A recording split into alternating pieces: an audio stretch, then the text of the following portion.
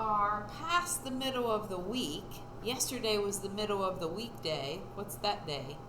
What was yesterday? Wednesday. What comes after Wednesday? Sunday, Monday, Tuesday, Wednesday, Thursday. That's right, Thursday. What number do you think comes next? There's 18, 19, 20, 21. I hope you said 22. That is what comes next. Let's count and see how many days are left in April. Whatever's not turned over is how many days are left. 1, 2, 3, 4, 5, 6, 7, 8. Only 8 days left in April. All right. What will tomorrow be if today's Thursday? Tomorrow's the last day of the week you have school. Should be Friday, right? And then I see 0, 1, 2 here, so I would expect to see 23 there. I bet that's what it's going to say. All right, now I put my my blocks up here to subtract again today.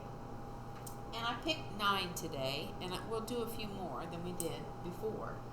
Now, remember, I've got my big number over here, because when you're subtracting, you always have to have the whole first, and then take one part away, and you'll get the other part. So this is just like saying 9 minus something equals something. We just put it in boxes instead. All right? I'm going to make my pattern. I'm going to put 0, 1, 2, 3, 4, 5 here. Because then I know that I'm going to see a pattern over here, and I'm going to be able to predict what the next thing is. Okay? So if I have 9 balloons and I don't pop any, I still have 9. Yeah? Yeah. Now if I have 9 balloons but I popped one, 9, and take one away, there's 4 and 4. That's 1, 2, 3, 4, 5, 6, 7, 8. I'm already seeing 9, 8, and I bet 7 goes there. Do you believe me? Let's see if 9 take 2 away is 7. I had 9 balloons and 2 popped. Oh no. 5, 6, 7. That is what goes there. Let's do 9 minus 3. Okay. I had 9 balloons. 3 of them popped. Oh man. You probably know what this is without counting. Does that follow my pattern over here? 9, 8, 7, 6? Yes, it does. That's a 6, by the way. My marker's is getting on its last days. We'll have to find a new one. All right, what comes next? 9, 8, 7, 6.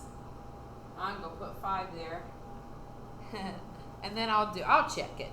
I'll do 9 and take 4 away. I know if these fingers are up, that's 4, so I'm just put them down.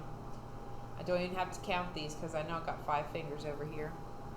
So 9 minus 4 definitely is 5. Now looky, looky, looky. I see 5 over here. So I know that this has to be 4 because that's the other part up here. Let's do it. In case you don't trust me. There's 9. Take 5 away. 1, 2, 3, 4 left. Okay. Maybe you can try another number in the boxes today. Or you could finish that. And you could go on down and go all the way to 9. Bet you can. All right. New sight words this week are his and her. So I'm going to use his today. I used her on Tuesday, but I'm going to use his today in a sentence or two. So my first sentence is Tom in his room? Just 5 words. Is Tom in his room? Whose room? Tom's. His means Tom. Yeah? All right. I'm going to test you. So, is the first word, and I know you're going to put a capital I there because it's the beginning of a sentence. You're going to put I-S. Then what are you going to do with Tom? I hope you're going to give him a capital T. because it's his name. So it's important, just like your name's important, and you use a capital letter at the beginning of your name. Is Tom in, I-N,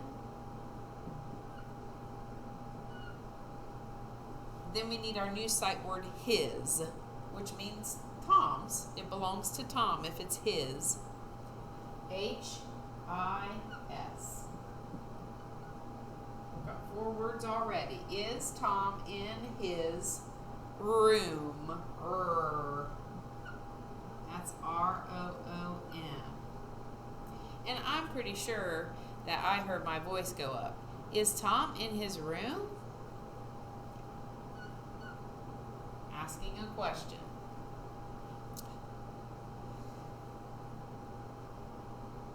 Now, maybe Tom's friend came over and he's talking to Tom's mom and he says, is Tom in his room? And then he's going to say this, I have his basketball. I have his basketball. It's 4 words. My pinky does not want to stay down. I have his basketball. Basketball sounds like 2 words, but it isn't. It's one long word. It's a compound word. All right.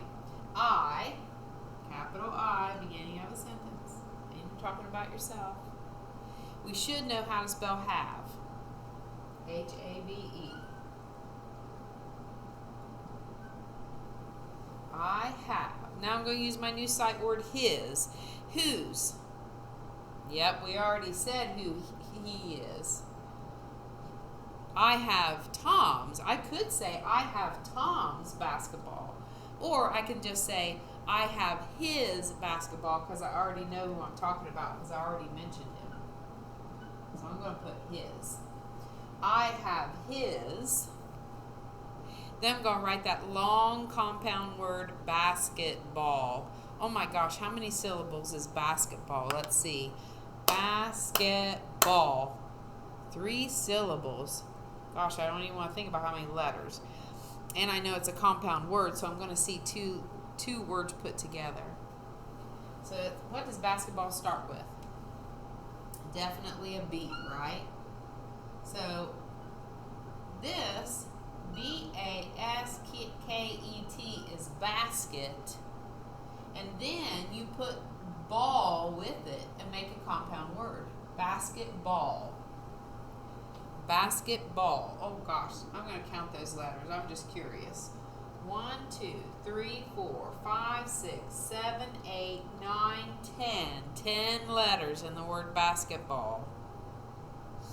I have his basketball. Now I'm just going to put a period there because he's just letting Mom know that he wants to know if Tom's in his room because maybe he just wants to go give him his basketball because he's got his basketball. So let's read it together. Is Tom in his room? I have his basketball. All right.